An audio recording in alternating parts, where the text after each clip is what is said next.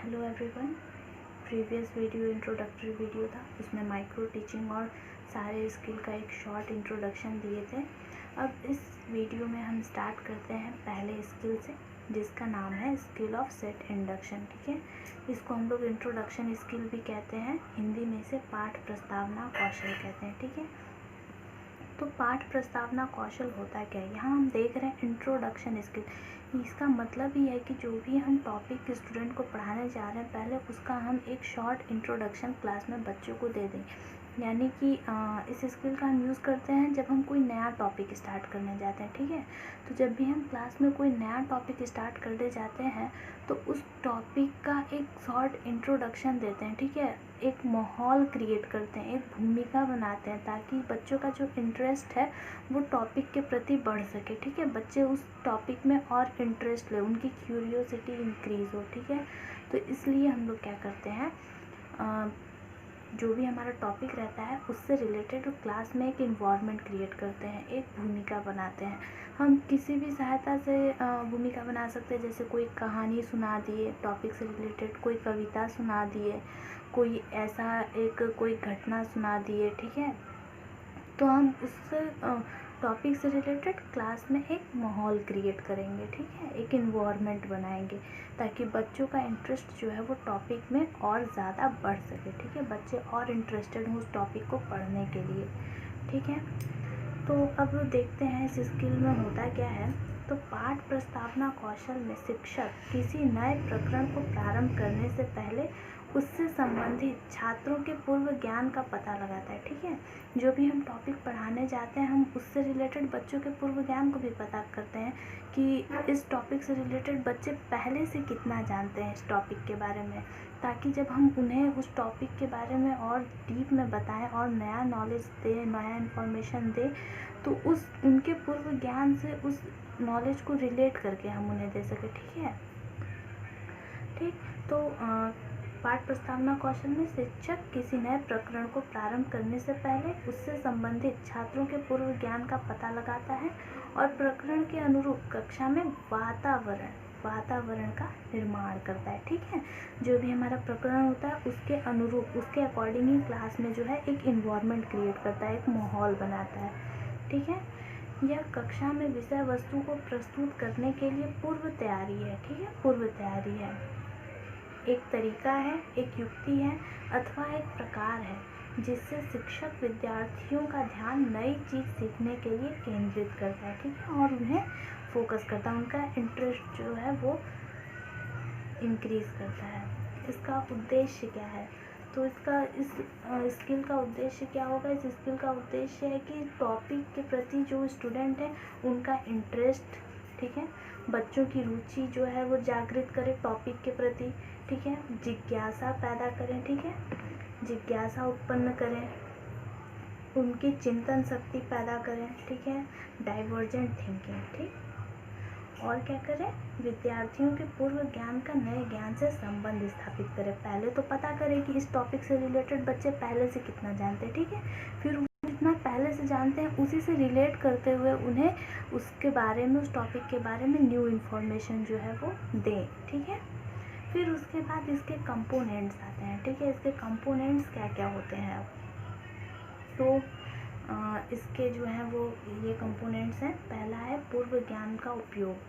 पूर्व ज्ञान का उपयोग से क्या कहना चाह रहा है कि इस टॉपिक से रिलेटेड हम पहले चेक कर ले। जैसे कि हम क्लास में कोई नया टॉपिक पढ़ाने जा रहे हैं, सपोज हम सेल पढ़ाने जा रहे हैं। ठीक है, तो हम सेल से रिलेटेड पहले बच्चों से कुछ क्वेश्चन पूछेंगे। ठीक है, क्वेश्चन पूछ के हम ये जानने की कोशिश करेंगे कि सेल के बारे में बच्चों को पहले से कितना पता है। ठीक है, तो हम उनके पूर्व ज्ञान का उपयोग करेंगे। ठीक, फिर है प्रस्तावना प्रभावशाली हो।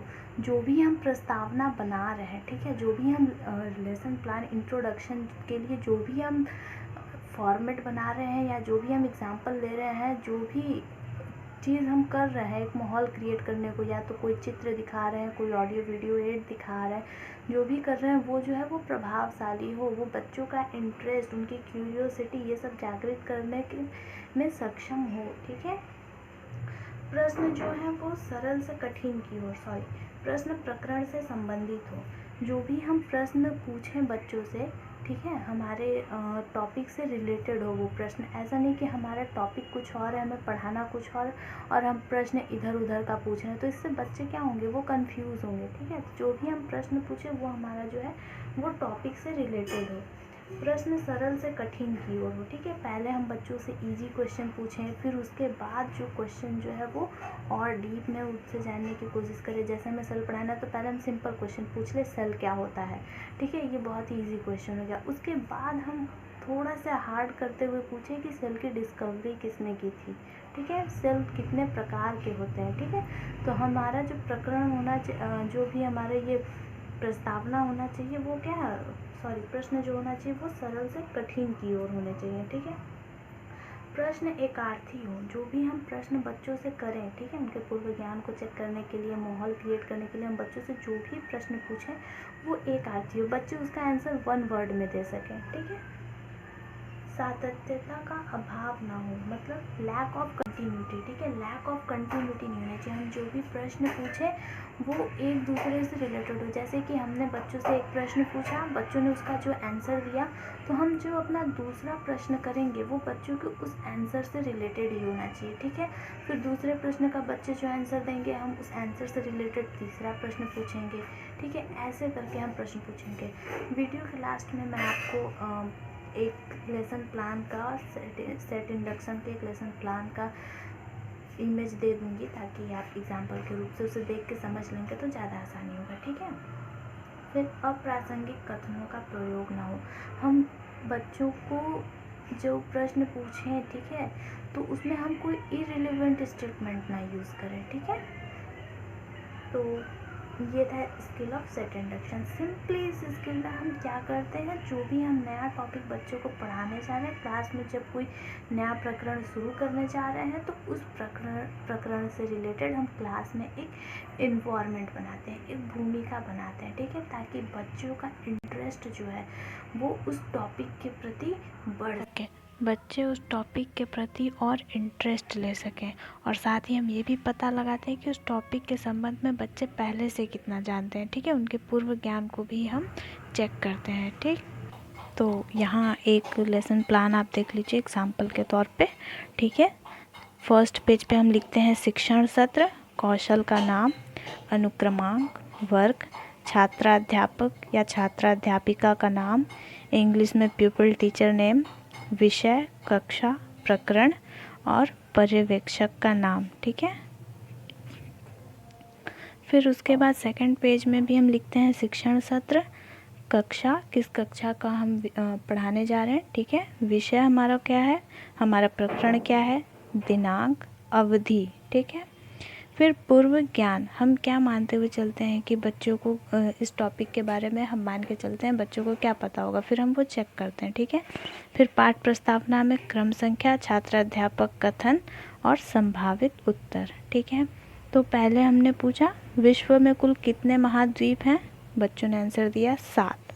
ठीक है, अब हम इससे रिलेट करते हुए क्वेश्चन पूछ रहे हैं। ठीक है, जैसा कि हमने बताया सातत्यता, इन 7 महाद्वीपों में से हम किस महाद्वीप पर रहते हैं। ठीक है, एशिया महाद्वीप, बच्चों ने आंसर दिया एशिया महाद्वीप। फिर हमारा प्रश्न, एशिया महाद्वीप के किस देश में निवास करते हैं। ठीक है, भारत। तो बच्चों का आंसर अप्रॉक्स 1 वर्ड में होना चाहिए, और जो उनका आंसर हो उसी से रिलेटेड हमारा नेक्स्ट क्वेश्चन होना चाहिए। सातत्यता, ठीक है, लैक ऑफ कंटिन्यूटी हमारा नहीं होना चाहिए, बीच में ये जो कंटिन्यूटी वो ब्रेक नहीं होनी चाहिए। ठीक है, फिर थर्ड पेज पे यहाँ हमारा हो गया उद्देश्य कथन। फिर उसके बाद हम चेकलिस्ट बनाएंगे। चेकलिस्ट में हमारे कंपोनेंट होंगे पूर्व ज्ञान का उपयोग। ठीक है, यहाँ पे कंपोनेंट, टैलीज, रेटिंग स्केल में, ठीक है, रेयरली, मॉडरेट एंड मोस्टली और स्पेशल रिमार्क। ठीक है, इसमें हमारे 5 कंपोनेंट होते हैं। पूर्व ज्ञान का उपयोग, विद्यार्थियों द्वारा सही उत्तर दिया गया, यानी हमने जो भी प्रश्न किए उसके कितने उत्तर विद्यार्थियों ने सही दिए, उसके अकॉर्डिंग हम यहाँ पे टैली लगाते हैं। जो भी हमारा ऑब्जर्वर होता है, ठीक है, जो पर्यवेक्षक होता है और जो बच्चे होते हैं वो इसको चेक करते रहते हैं। ठीक है, सुपरवाइज़र।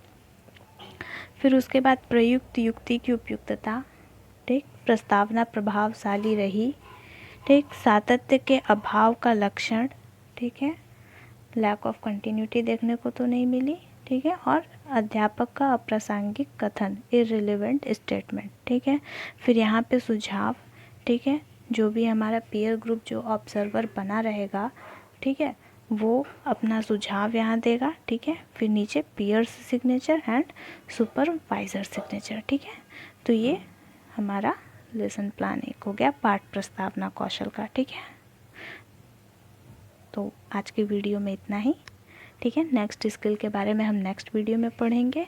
और अगर आप चैनल पर नए हैं तो हमारे चैनल को सब्सक्राइब कर दीजिए, वीडियो को लाइक एंड शेयर करिए, ठीक है। Thank you.